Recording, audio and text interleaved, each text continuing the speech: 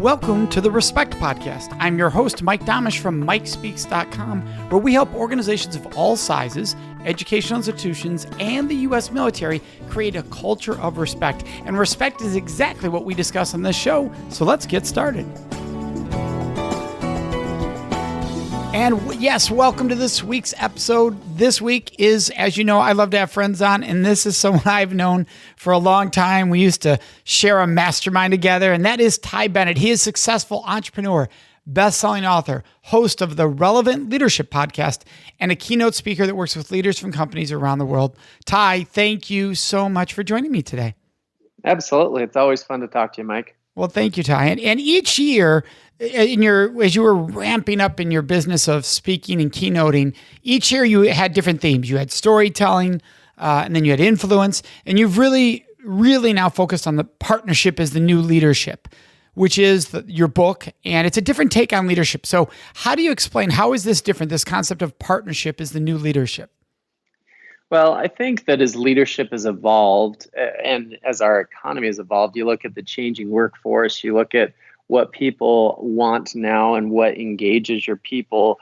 I think the old adage that leadership is based on title, position, and authority, and whereas leaders we default, unfortunately, to leading from that positional point and using that as a leverage point to get people to do what you want.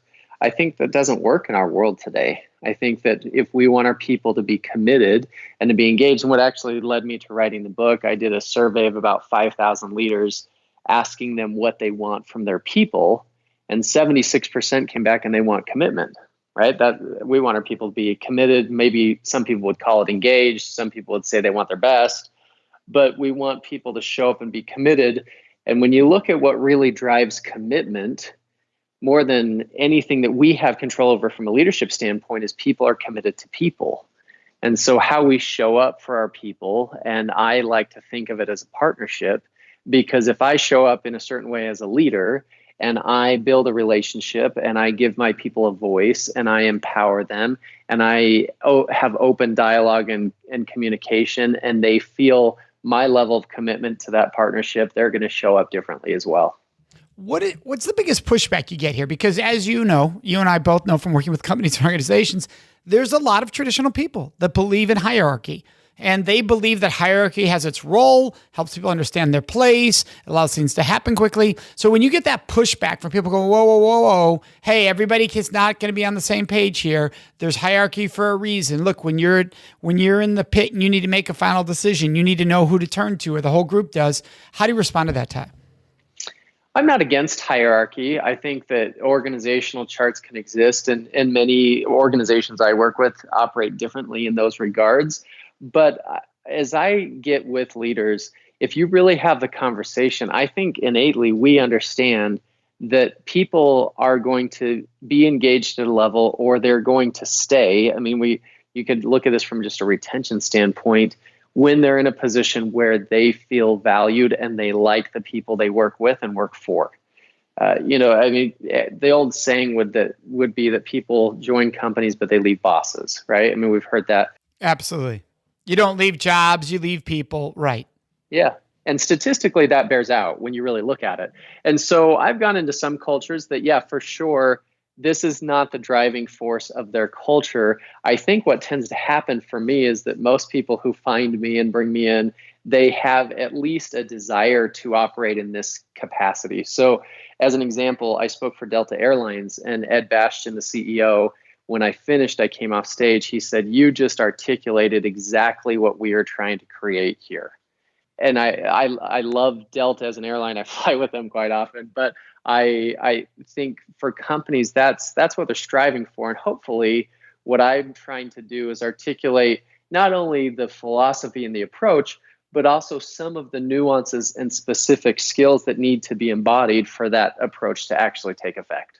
Yeah, I love this. When we're working with companies, one of our core values in our organization is mutuality. And it's something we teach in everything we do around the world. And really, we're saying the same thing here with different language. Partnership is a new leadership. Mutuality is the same concept as mutuality. This should be a mutual experience. And it's what's interesting is both of our languages we're using, partnership and mutuality, is something that people haven't been discussing But is it the core of understanding, respect, and valuing other human beings? Is that you have mutual relationships versus I tell you what to do, you do it, you have no input. There's no partnership there. There's no mutuality there. Who wants to be in that besides the boss? It's so one-sided. And so when you're on stage, what is the reveal that you're providing, or when you're with audiences to help them realize this shift is needed?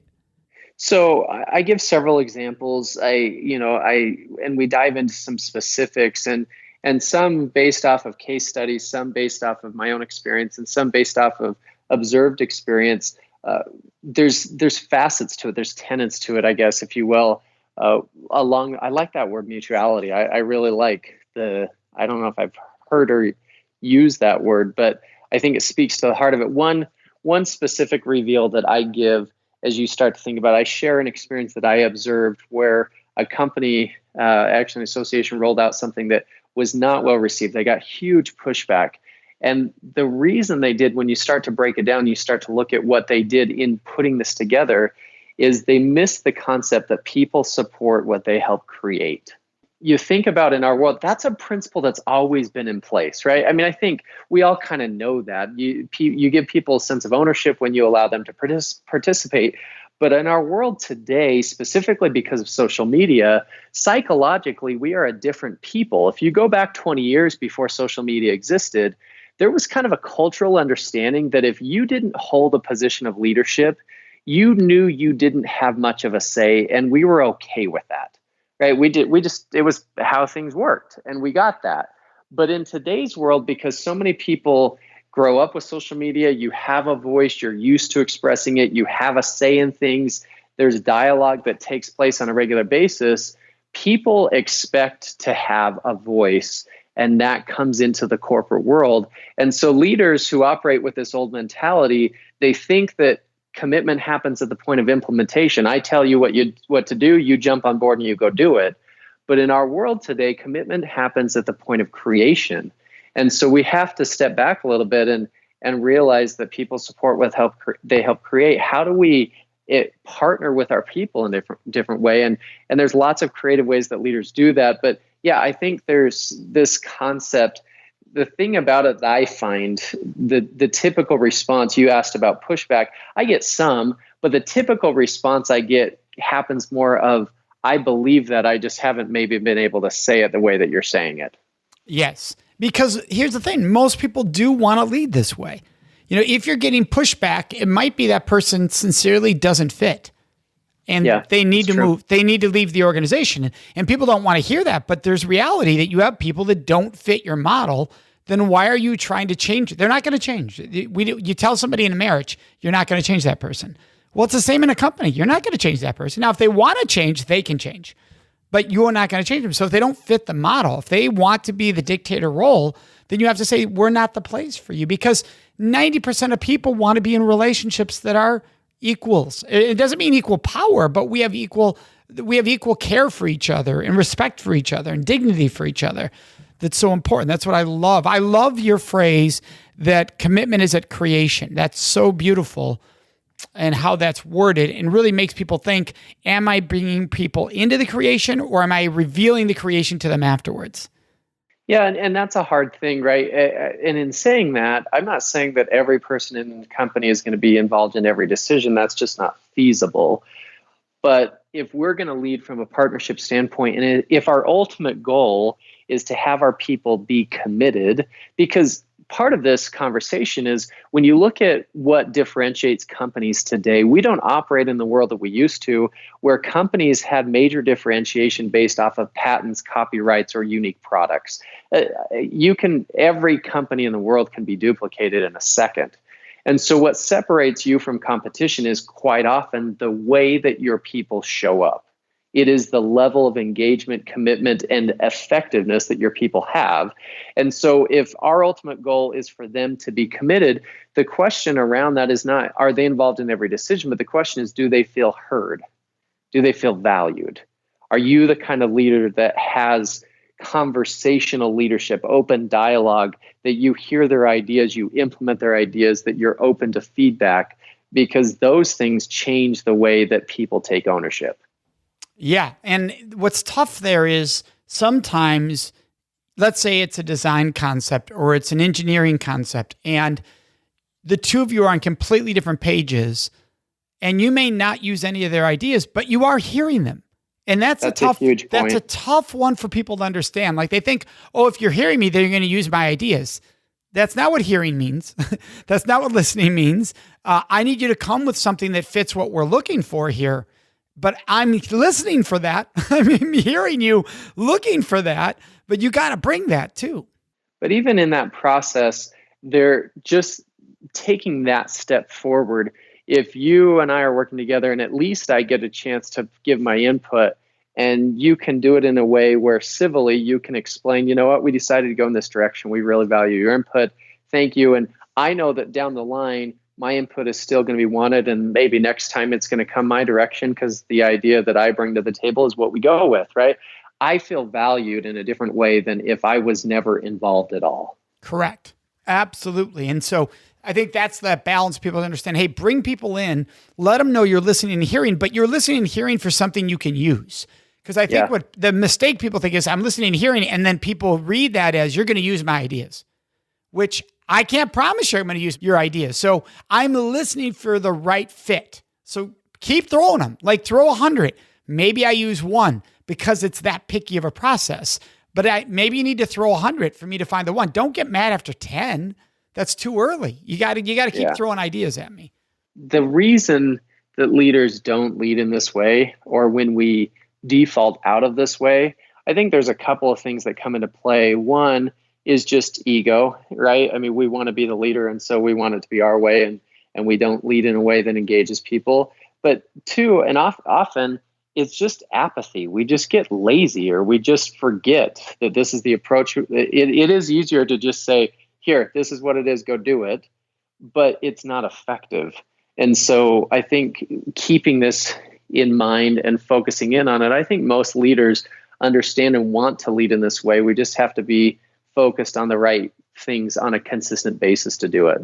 Yeah. And there are leaders who think, the way they think and the way I think are so different. I don't want to open that Pandora's box, but that's the problem. They know that you view them that way. They know that you don't want to hear them. Instead of, we're so different. One of these times they're going to throw something at me I would have never have thought of, and it's going to work. I just need to keep listening for that. But instead they go, I don't want to open the Pandora's box of them getting mad at me for not using their ideas. So that's the other flip side I've seen leaders talk about. Like, well, if I go down that road, now there's an expectation. Yeah, but if you don't, there's no expectation because they don't think you care. So, there's a big difference there. I keep going back to this idea of mutuality, the word that you used. And you think about, I don't know how many hundreds of thousands of leaders I've done sessions with where I've asked them, what makes a great leader? We've had dialogue around, the key principles, the key characteristics, and all of those principles are mutual concepts, right? They throw out the idea of respect, a leader who has respect. Well, do you demand respect or do you earn respect, and is respect given? That's a mutual concept. Or a leader that says, I want accountability from my people. Guess what your people want from you? Accountability, right? I mean, they are all mutual concepts. It is a partnership if we do it the right way. Absolutely. Yeah. I mean, that's what I love about it. It's so interesting when we're working with companies, and, literally that is one of my focus words, mutuality. It's one of the next book that's coming out. It is amazing how many people pause and realize, yeah, we don't use that word. And just like partnership, I mean, they're very similar in what they're saying. And so that's what I love about your stuff. You're bringing a twist to a word people aren't discussing that they need to think about, which is how leadership plays a role there. And you brought up before conversational leadership. So how does that show? What does that mean? Like, I think people hear that and think, oh, I just need to say hi to my people every day to see what's new in their life. Well, that's an element, right? I mean, you should know your people. You should have conversations that go beyond just a basic idea of who they are. And I think the deeper you get to know them, the more open and the more real that connection can be. But I look at it, I take kind of an ABC approach to what conversational leadership is. So A is the approach. I call it the 3 A's. First off, as a leader, are you accessible to your people? right? The idea of the leader in the ivory tower who no one can talk to, it's just not where we live in today's world. And so you have to be with your people and find ways to do that. I know that we're all busy, but maybe you're, not taking lunch on your own and you're being with your people or whatever it is. So are you accessible? Second question is, are you approachable? Because there's leaders that are around their people, but nobody shares anything with them because they're either going to get yelled at or the leader is going to dismiss their ideas or they just aren't very approachable. And third, are you authentic? Are you real with your people? Are you a straight shooter? Do you give them the truth about things? And so I think that from an approach standpoint sets up the opportunity to have this conversational leadership. And then the B, I think it's all about balance. And there's several balances that we could talk about. I talk about the balance between care and candor, right? People need to know that you care about them, but they also need to know the truth, and you need to be candid when you need to be candid. And so there's a balance in that. I think there's a balance in the way that you talk to people, in whether you're condescending or you're conversational. As an example, if I were to just separate things and say, we're going to meet as the leadership team and then we'll let you know. Well, that's pretty condescending, right? You separate people out and that comes across as, we're going to decide this and you're not in that category, so we'll let you know. Just little nuances in the language that we use. Do we use collective language when we give commands, or do we extend more invitations? Those little nuances in language, I think, make a big difference. And then the C in that ABC approach is ultimately the idea of conversational leadership is to create connection. It's for your people to feel open, to feel like they have a chance to dialogue with you and that there's a real connection that's in place. I thought I had coined the phrase conversational leadership when I wrote this book. And then I looked it up, and there's other, Harvard professors and others who've talked about conversational leadership and probably have nuances in their approach. But the idea would be that as a leader, you're talking with your people, not at your people. And that's so huge. And I love that. I love the authenticity. I think that the approachable is the tough one that a lot of leaders don't understand they're not. Yeah, it's hard to have that 360 view of yourself and really know that. It is. So are there ways are there techniques or strategies that you give leaders for recognizing while you think you are, these could be red flags you're not? So a lot of companies, a lot of leaders will do some of those 360 assessments, get feedback from their people, whether that's anonymous or I'm working with a company right now, coaching some of their leaders, and we've gone in and done some of those things to get feedback on, what do your people think about you as a leader? What are the areas that they really like? What are the areas that they feel like, could improve, or areas that they struggle with? And it's eye-opening, right? I mean, I think sometimes we don't get that. You and I, as speakers, Mike, I think have a unique situation where often we get feedback from audiences, whether it's good or bad, that is very revealing and very instructional for me. At least I look at that and I'm like, oh, wow. And we get video of what we do on stage, and you can go back and watch it and assess it. As leaders, I think we have to work to create some of those situations so that we can get an actual snapshot of who we are and how we come across to people. Yeah, a past guest I've had on, a good friend of mine, I think you may know her too, Stacy Hunke. She that's what she does. She helps companies recognize that 360. Hers is recognizing your influence, because people think they're influential, but nobody's responding to your emails. Nobody's buying the stuff you're telling them about. You might not have as much influence as you think you do. And this is very true of leaders in this same conversation. You might not come off as authentic as you think you are. It's hard to self-assess that. I mean, because obviously we're doing the best we can. And so we think, we're doing a good job because that's what we believe is the best approach. And so, stepping back and getting that feedback, sometimes it's a little bit painful, but there's no way to learn and grow and change without it. Exactly. What do you think is the biggest surprise that when you work with leaders that they didn't recognize, they didn't see? That's an interesting question. It probably varies from leader to leader. One idea that I teach that I think is often very eye-opening for them is I phrase it by saying motivation is important, but it's overrated. And what I mean by that is, I think if you think about any goal, right? If you're going after a goal, whatever it is, In this situation, we're talking about commitment of our people. But any goal you have, on one side, you have motivating factors that drive you towards it. On the other side, you have obstacles or inhibitors that keep you from achieving it. And I always ask leaders, which one's more important? And when you really break down the psychology of it, what's more important is to remove the obstacles and the inhibitors. I think as leaders, we often think about, how do I motivate my people? And we think of leadership almost as motivational cheerleading, right? I'm just going to tell them to go do a good job. I'm going to cheer them on. But if we don't clear the runway and allow them the systems in place that they need and help them develop the skills and the tools and the knowledge that they need to be able to run, then that runway doesn't make a difference. We've got to clear that for them and focus some of our leadership at first, especially on removing those obstacles and those inhibitors. I think often that's an aha moment for leaders when you really start to assess where you're spending your time. And because we're often spending our time on the other side of the equation, just focusing on how do I motivate my people.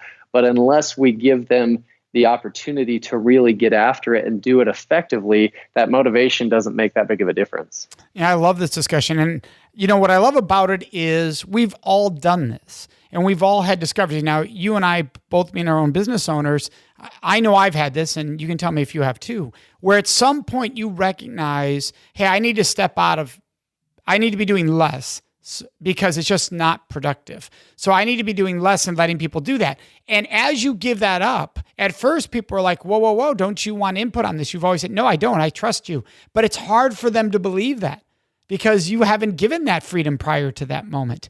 But once they start to really get it and realize, oh, they do trust me, to watch how they soar with their own ideas and their projects and where they take it with you not in it is amazing. And really is a lesson on most of us need to be getting out of the way, which is what you're talking, clearing that runway is something many of us do in our lives. But as parents too, we're trying to direct our kids instead of clear the path for them to run. Yeah, actually, the book that I'm writing currently, the working title is Leader of Leaders, Mentoring with Confidence. And it really is the hands-on approach of doing what exactly you said, of how do you take someone from they are at that basic level of you kind of have to model it for them to then you can coach them through it to then taking more of a backseat role as a consultant of they can come to you for questions when they have them to fully empowering them to let them take ownership and go and do it. Because it's a process as a leader to be able to turn that over to your people. But it's so important, not only like you mentioned, to free yourself up to be able to focus on other areas, but also to allow them to really grow and take ownership and take their leadership to another level.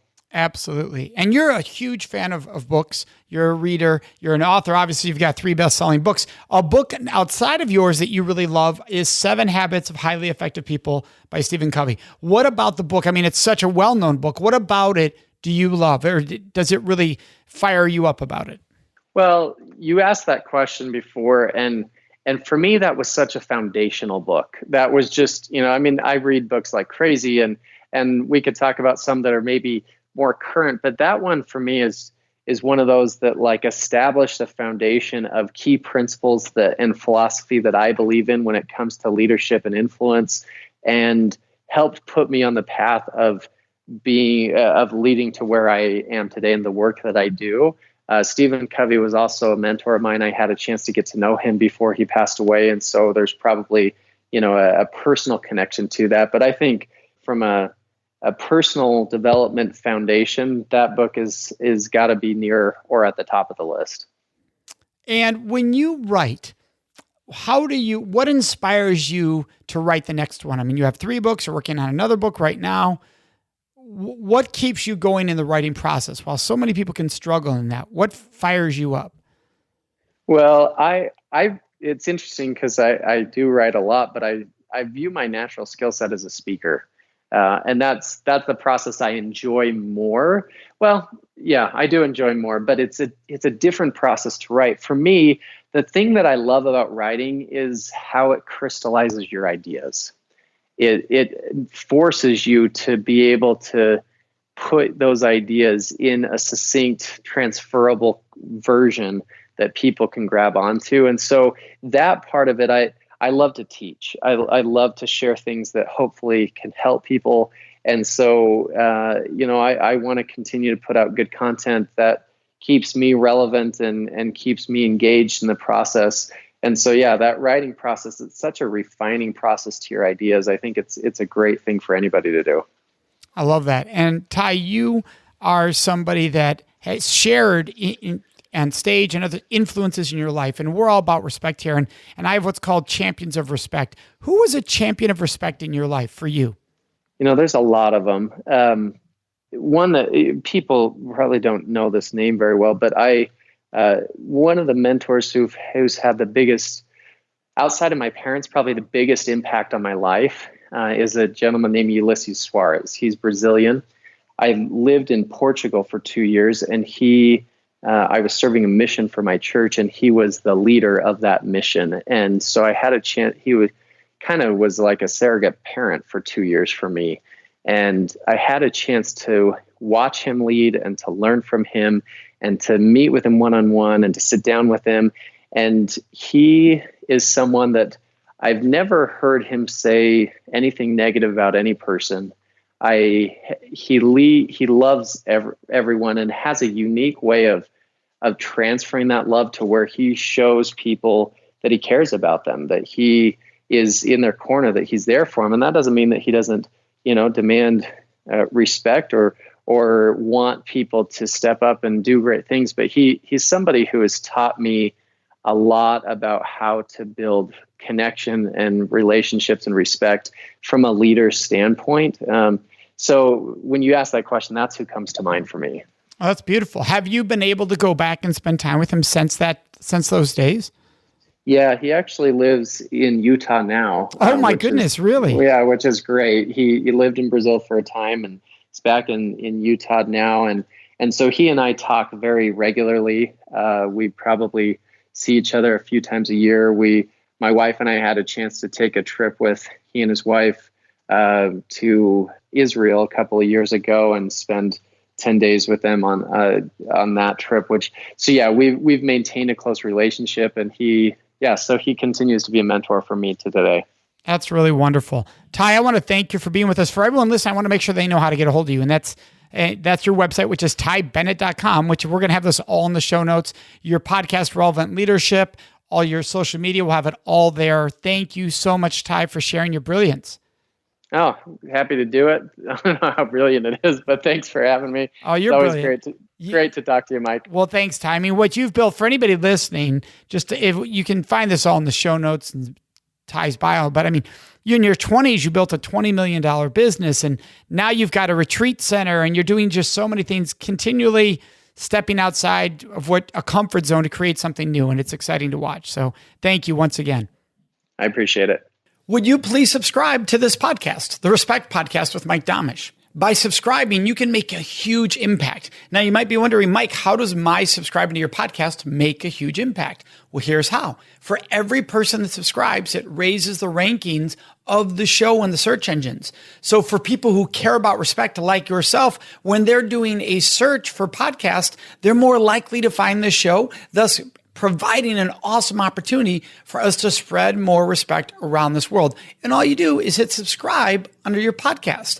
Plus, the second benefit is by subscribing, you automatically get every episode right into your phone or whatever device you are listening to the podcast on. It happens automatically. So subscribing also makes your life easier.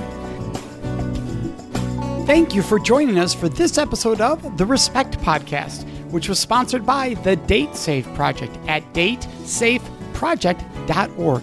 And remember, you can always find me at mikespeaks.com.